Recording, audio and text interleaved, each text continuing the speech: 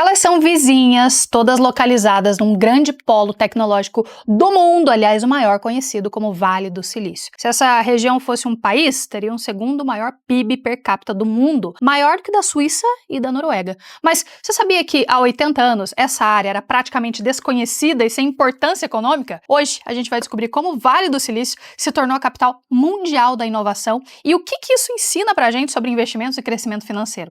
Fica comigo até o final porque tem uma curiosidade que poucas pessoas sabem e conhecem sobre esse fenômeno. Aliás, antes de continuar, já se inscreveu no canal? Opa, ó, que alegria que você me dá, falando que sim, que já se inscreveu, Elisiane. Ó, bora, águias, tá? Vamos crescer a nossa família por aqui. Já aproveita e me conta aqui nos comentários qual dessas empresas do Vale do Silício você mais gosta. Eu começo, adoro a Pixar, porque eu vejo com o Oliver lá os desenhos, as animações e ele ama, inclusive. Prontos para o próximo voo, águias? Ó, vou te contar como surgiu o Vale do Silício. Tudo começou lá em 1891, quando a Universidade de Stanford foi inaugurada na Califórnia. Seu fundador, o Leland Stanford, tinha uma visão inovadora. Ele queria conectar a universidade à indústria tecnológica. E esse foi um diferencial imenso, porque enquanto outras universidades focavam só na teoria, o Stanford criava oportunidades reais para os alunos empreenderem de fato, colocar a mão na massa mesmo. Ele ligou a teoria com a prática e isso foi de fato uma sacada genial.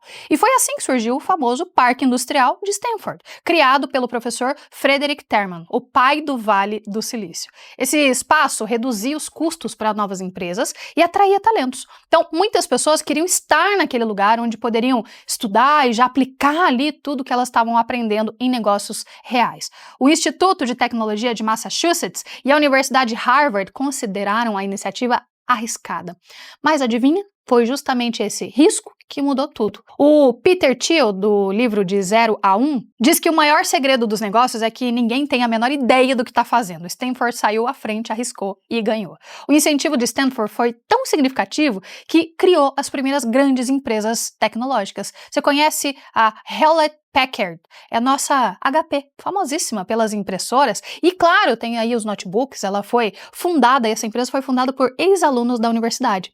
E também a Fairchild Semicondutores, que fabricava microchips essenciais aí para eletrônicos, essas foram as primeiríssimas empresas focadas em tecnologia. Você sabia disso?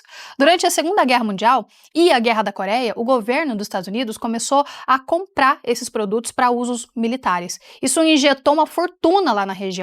Entre 1940 e 1960, os contratos militares saltaram de 5 milhões de dólares para 113 milhões de dólares, e esse dinheiro foi reinvestido em inovação. Por exemplo, a HP aumentou sua produção em 27 vezes, mas só expandiu sua equipe em 11 vezes.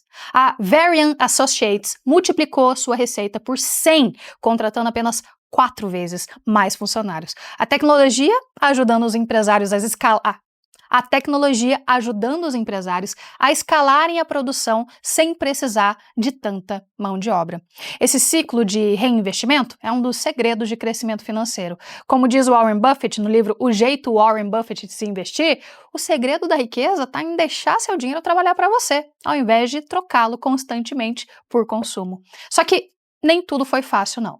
Nos anos 60, o governo cortou drasticamente os investimentos militares, causando o que os empresários chamaram de depressão de McNamara. Isso forçou as empresas a se reinventarem e venderem os seus produtos para o público. A Fairchild, por exemplo, começou a fabricar microchips para computadores pessoais, o que abriu caminho para a revolução digital aí como um todo, tornou tudo mais acessível. Foi nessa época que surgiu a Intel, fundada por engenheiros da Fairchild. Se você tem um notebook, muito provavelmente o seu processador é Intel. E olha que legal, foi o jornalista Don Hoefler que apelidou a região do Vale do Silício nos anos 1970. Em inglês, Silicon Valley. E ele deu esse apelido por causa do elemento químico, silício, muito utilizado na fabricação dos chips eletrônicos e que é usado em todos os microprocessadores modernos. Aí o nome pegou, virou sinônimo de inovação como é hoje. Claro que, depois de toda essa exposição, essa região atraiu muitos investidores e ajudou com o boom das startups. E, para que o Vale continuasse crescendo, ele precisou de um novo modelo de financiamento. Como os bancos não queriam emprestar para startups que eram consideradas arriscadas, surgiu o capital de risco. O Arthur Rock foi um dos primeiros investidores. Em apenas 7 anos, ele transformou 3 milhões de dólares em 90 milhões de dólares investindo em startups. E depois dele surgiram fundos, claro, como a Sequoia Capital, que apostou aí na Apple, no Google, na Nvidia, antes delas se tornarem as gigantes que são hoje. Esse movimento fez do Vale do Silício o maior polo de startups do mundo. Agora, e você? Se você tivesse a chance de investir em uma startup revolucionária, você faria isso? Ou você não arriscaria? Comenta aqui. Hoje, as empresas do Vale do Silício valem juntas mais de 12 trilhões de dólares, o que começou aí com alguns estudantes e investidores ousados, se tornou a maior revolução tecnológica do mundo. Aliás, o sonho de muitos empresários é levar os seus negócios para o Vale do Silício. As empresas escolhem essa região por uma combinação única de fatores, muito particular. Então, resumindo para vocês, fator 1, o Vale do Silício oferece um ecossistema altamente favorável ao desenvolvimento de ideias de negócios e essa proximidade local mesmo, isso facilita parcerias, colaborações, a troca de conhecimentos entre empreendedores e especialistas. Fator 2, acesso a capital. Como eu já falei, a região é um dos maiores polos de investimentos em tecnologia do mundo, com uma abundância aí de capital de risco disponível para financiar startups e projetos inovadores. E esse suporte financeiro é essencial para transformar boas ideias em produtos ou serviços globais. Fator 3, cultura de colaboração e networking. A essência principal continua. A cultura do Vale é baseada na colaboração, no compartilhamento de ideias e até mentorias. Profissionais e empresas frequentemente trabalham juntos por lá, em projetos, enfim, promovendo a inovação e criando, sim, uma comunidade que valoriza essa troca de experiências. Aliás, nada melhor do que aprender colocando a mão na massa, certo? Em conjunto, então, melhor ainda. Fator 4, diversidade cultural. O Vale do Silício atrai talentos do mundo inteiro, que resulta numa população multicultural e heterogênea. E essa diversidade só enriquece as perspectivas, porque fomenta a criatividade. Pessoas diferentes do mundo inteiro trabalhando por um mesmo propósito, num único caminho. Isso facilita soluções globais para problemas complexos. Afinal, um problema que, pensa, já foi resolvido em uma localidade, pode estar sendo discutido agora em um outro local, e eles já matam a charada, assim, ali na hora mesmo. Fator número 5, mentalidade inovadora. A mentalidade predominante na região valoriza o aprendizado com os erros e a experimentação constante e a aceitação rápida de novas tecnologias. Isso acelera todo o processo. Esse ambiente incentiva o empreendedorismo e a busca por soluções mais disruptivas. Fator número 6, presença de universidades renomadas, instituições aí como Stanford ou Berkeley desempenham um papel crucial no fornecimento de talentos altamente qualificados e na condução de pesquisas avançadas. Elas também promovem o empreendedorismo por meio de programas específicos para startups. Fator 7, infraestrutura jurídica e políticas favoráveis. O Vale conta com leis e regulamentações que protegem propriedade intelectual, segredos comerciais e incentivam investimentos em inovação.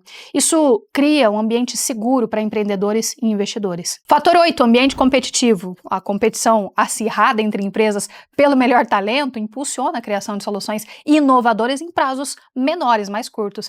E além disso, um modelo flexível de trabalho permite que ideias sejam rapidamente testadas e implementadas. Se não deu certo, testa e implementa de novo, e isso acelera tudo. Esses 8 fatores combinados fazem com que empresas no Vale do Silício não se limitem a atender apenas demandas locais, mas criem soluções para o mundo inteiro, consolidando a região como um polo global de tecnologia e de inovação, atraindo milhares de empresários aí pelo mundo. Aqui no Brasil, também tem lugares que são chamados de Vale do Silício brasileiro, se a gente pode dizer assim. Você sabe onde estão localizados esses polos tecnológicos brazuquinhas? Quem sabe não é um lugar interessante aí para você conhecer. Ou quem sabe, você até more muito próximo de um desses polos e nem sabe. Fica essa lição de casa aí para vocês. Ó, descubra onde estão os polos brazuquinhas de tecnologia no Brasil. Mas e aí, ó, você já conhecia o Vale do Silício? Você já sabia que era o berço de tecnologia do mundo inteiro? Então, se você achou que esse vídeo foi útil para o seu conhecimento, não vá embora sem curtir. Se você tem um amigo que se interessa aí por essas novidades tecnológicas, já compartilhe com ele que ele vai adorar. Até o próximo vídeo, ou melhor, até o próximo voo, Águia.